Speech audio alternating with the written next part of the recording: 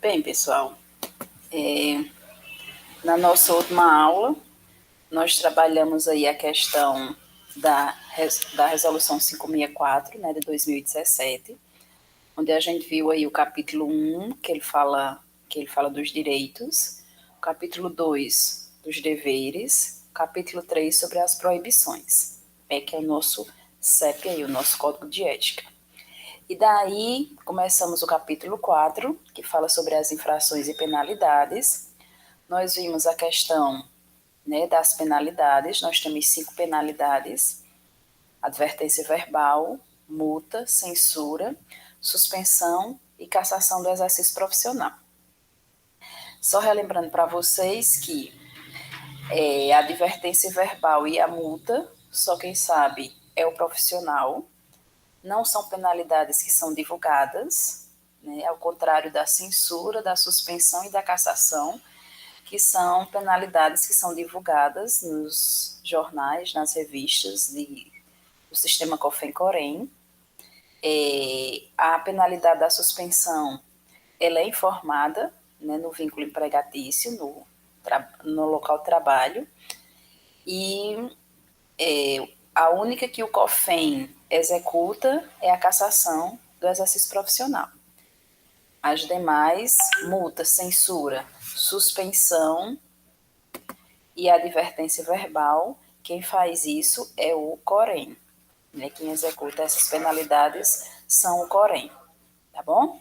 E daí nós terminamos vendo também a questão de que quando o profissional comete a infração, quem vai julgá-lo, né, são os fiscais, são os delegados do COREM, e vendo a questão da gravidade da infração e vendo os atenuantes e os agravantes do profissional. Aqui mais na frente nós vamos ver aí os atenuantes e os agravantes. Vamos seguindo aqui os slides. Então nós paramos, vamos dar continuidade, né, aqui no artigo 111, que ele fala sobre as infrações. Nós temos aí 4 tipos de infração. São consideradas infrações leves, moderadas, graves e gravíssimas. Isso vai depender de acordo com relação à lesão, né, com relação ao que o profissional fez. Lembrando que essas infrações não são só com relação ao paciente, mas elas também são com relação à instituição, tá? A equipe de trabalho, certo? Então, elas vão entrando aí, se encaixando aí nessas 4 classificações. Então, no inciso 1º, são consideradas infrações leves as que ofendam a integridade física, mental ou moral de qualquer pessoa, sem causar debilidade, ou aquelas que venham a difamar organizações da categoria ou instituições, ou ainda que causem danos patrimoniais ou financeiros. Tá? Veja que aqui nas infrações leves é mais a questão da ofensa, né, de ofender fisicamente, moralmente, tanto o paciente, quanto a equipe, quanto a família e a instituição, né? A gente vai ver que nas considerações leves, moderadas e graves, essa questão da organização da categoria e da instituição, elas são sempre apontadas, tá? Então, por exemplo, questão de desvio financeiro, pode entrar aí como leves, moderadas ou graves. Ofender o paciente verbalmente, pode entrar aí com relação à infração leve, tá? Inciso 2º, são consideradas infrações moderadas as que provoquem debilidade temporária de membro, sentido ou função na pessoa, ou ainda as que causem danos mentais, morais, patrimoniais ou financeiros. Aqui nas infrações moderadas, nós temos a questão de debilidades temporárias, tá? E veja que o profissional, né, caso o paciente ele venha fazer tratamento, o profissional, muitas vezes, é quem vai arcar com relação a esse tratamento, certo? Então, debilidades temporárias, onde o membro, depois da reabilitação, vai voltar, né, às suas funções normais, são consideradas aí infrações moderadas.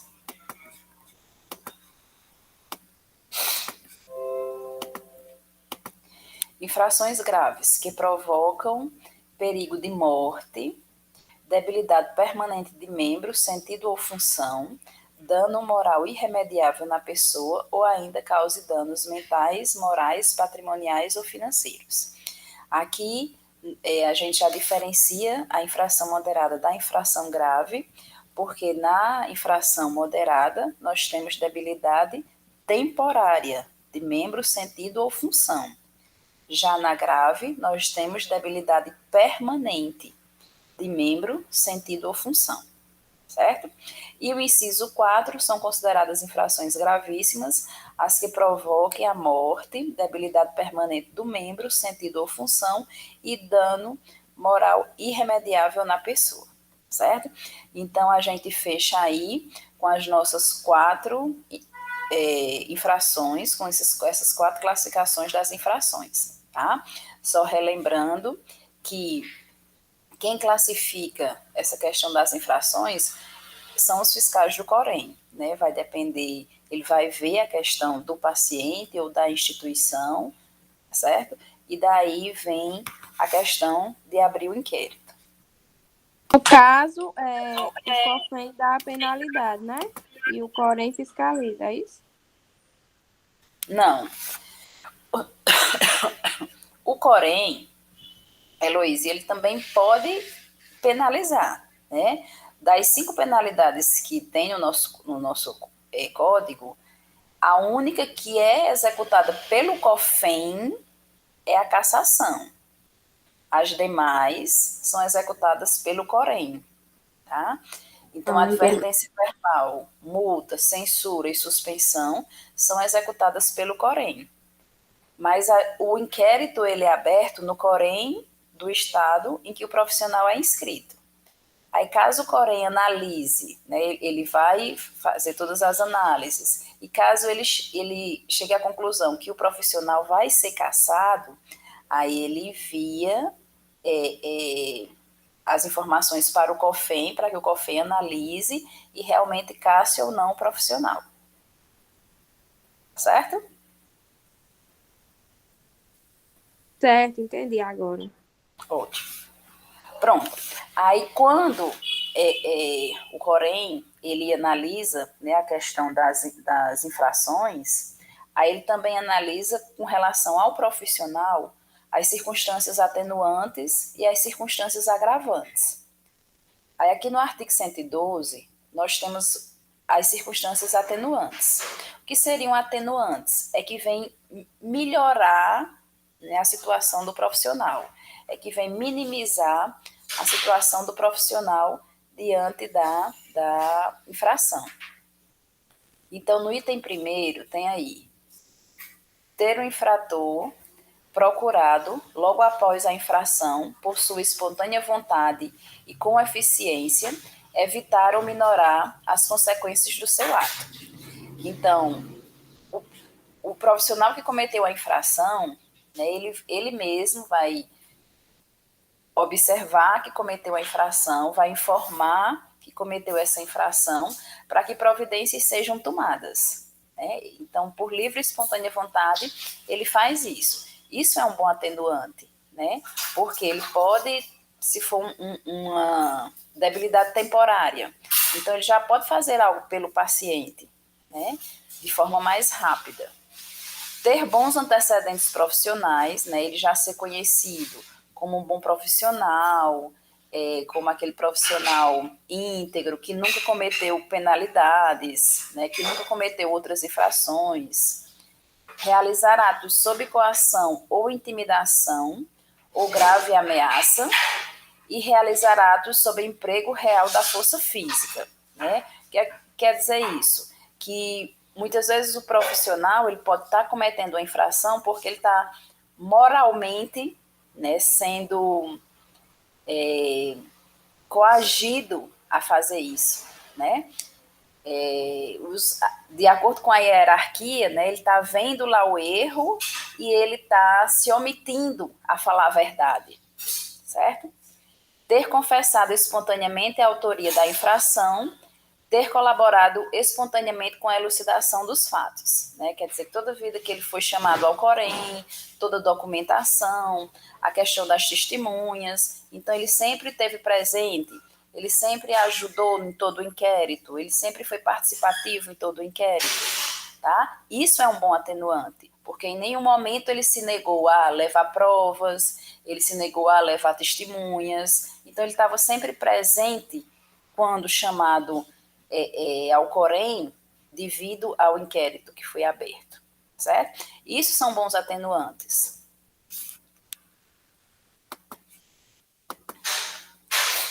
E aqui, no artigo 113, nós temos os agravantes.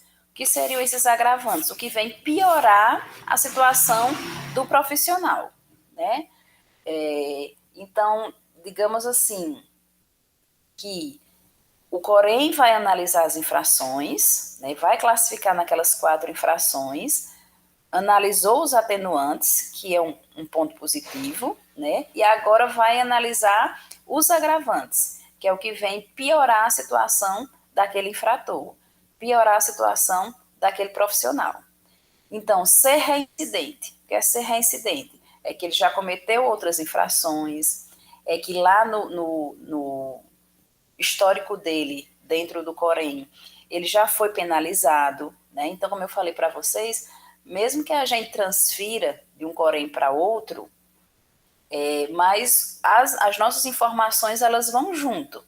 Então, ser reincidente quer dizer que ele, né, já cometeu outras infrações, talvez já tenha pago alguma penalidade, né? E isso é ruim para o profissional, né? Porque desculpa, pessoal, estou ainda doente mesmo. Porque é aquele negócio, né? O CPF sujo aqui, né? Então o histórico fica sujo diante do Corém, tá certo? Item 2, causar danos irreparáveis, como por exemplo, perda permanente de um membro, né? Isso é irreparável.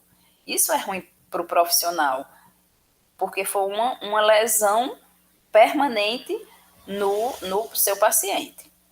Cometer infração dolosamente e cometer infração por motivo fútil ou torpe.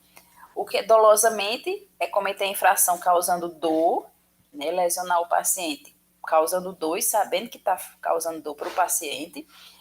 E esse motivo fútil ou torpe é muitas vezes a inobservância, né? A falta de observação do profissional fez com que essa infração fosse cometida, né? E um dos nossos artigos, lá nas proibições, no capítulo 3, diz que nós somos proibidos, né, de trabalhar com a inobservância, tá? Nós temos que observar o nosso paciente, nós temos que observar os procedimentos, nós temos que observar tudo o que envolve a questão do nosso paciente, tá? Facilitar ou assegurar a execução, a ocultação, a impunidade ou a vantagem de outra infração, né? Quando nós estamos vendo a infração, estamos muitas vezes ajudando a que essa infração seja cometida, não estamos informando, não estamos falando a verdade, então nós estamos facilitando que essa infração ela seja cometida.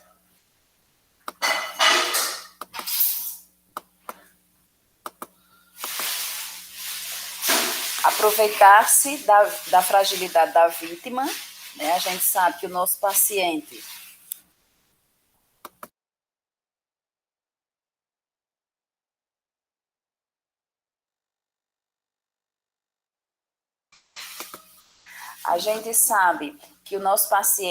ele está lá vulnerável, né? Ele está frágil, a família muitas vezes também fragilizada, e nós nos aproveitarmos dessa fragilidade para ganhar vantagens, sejam elas financeiras, sejam elas materiais, tá? Então, isso é um agravante. Item 7. Cometer a infração com abuso de autoridade ou violação do dever inerente ao cargo ou função ou exercício profissional. Né? A questão das hierarquias. Certo? A gente tem que saber, tem que entrar no nosso ambiente de trabalho sabendo que a gente, entendendo a questão da importância da equipe. Né? Nós trabalhamos em equipe, nós precisamos da equipe para que a gente consiga fazer nossas atividades, consiga desempenhar todos os procedimentos, todas as orientações que a gente tem que fazer com o nosso paciente. Então, essa questão da comunicação, de como falar com o nosso paciente, de como falar com a família, de como falar com a nossa equipe, né, com relação a essa autoridade. Muitas vezes a hierarquia, né, nos traz esse peso, nos traz essa responsabilidade de ser firmes, tá? Mas não com abuso de autoridade. Ter maus antecedentes profissionais, né? A questão de ser reincidente, a questão dele já ter cometido outras infrações, a questão dele já ter recebido algumas penalidades, tá? Isso são maus antecedentes profissionais. E alterar ou falsificar prova ou concorrer para a desconstrução de fato que se relacione com o apurado da denúncia durante a condução do processo ético. Né? A questão de falsificar documentos, a questão de coagir testemunhas, tá? Isso é alterar realmente as provas, né? E a gente viu lá nos atenuantes que a questão de participar, de levar as documentações, de levar testemunhas, tudo isso são bons atenuantes. Então, quando a gente falsifica provas, coage pessoas, isso são agravantes. Tá? Então, a gente tem que realmente seguir sempre com a verdade, né? Independente que seja nós que estejamos, né, infelizmente, lá sendo processados dentro do nosso conselho.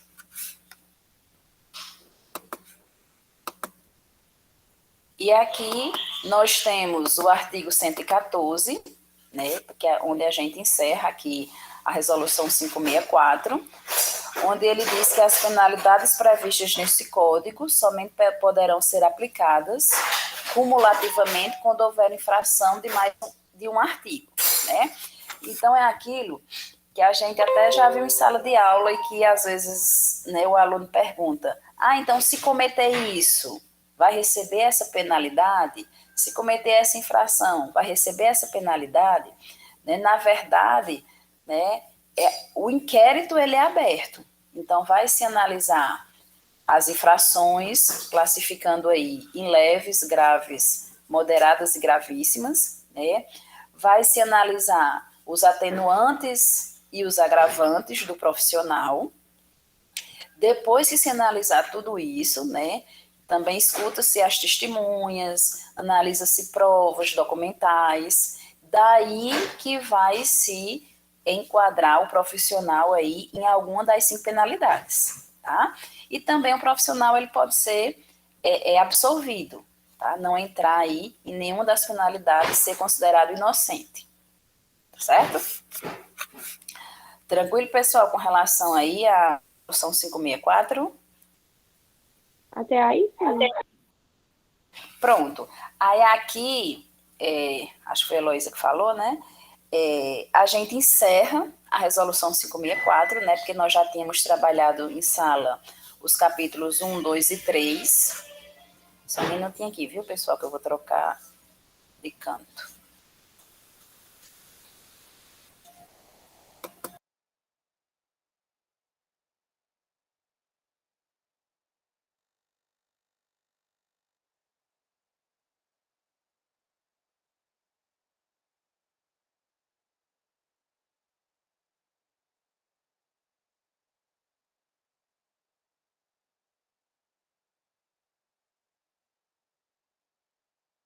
Pronto, retornei aqui. Aí, que a gente já tinha trabalhado em sala, né, o capítulo 1 dos direitos, o capítulo 2 dos deveres e o capítulo 3 sobre as proibições, tá certo? Então, a gente fecha aí a resolução 564 com o capítulo 4, onde a gente viu as infrações e as penalidades, e aqui no capítulo 5, que são as aplicações dessas penalidades. Que aí é como eu falei para vocês, ou o profissional ele vai ser absorvido, né, ser considerado inocente, ou vai entrar aí numa das 5, vai receber aí, né, uma das 5 penalidades, certo?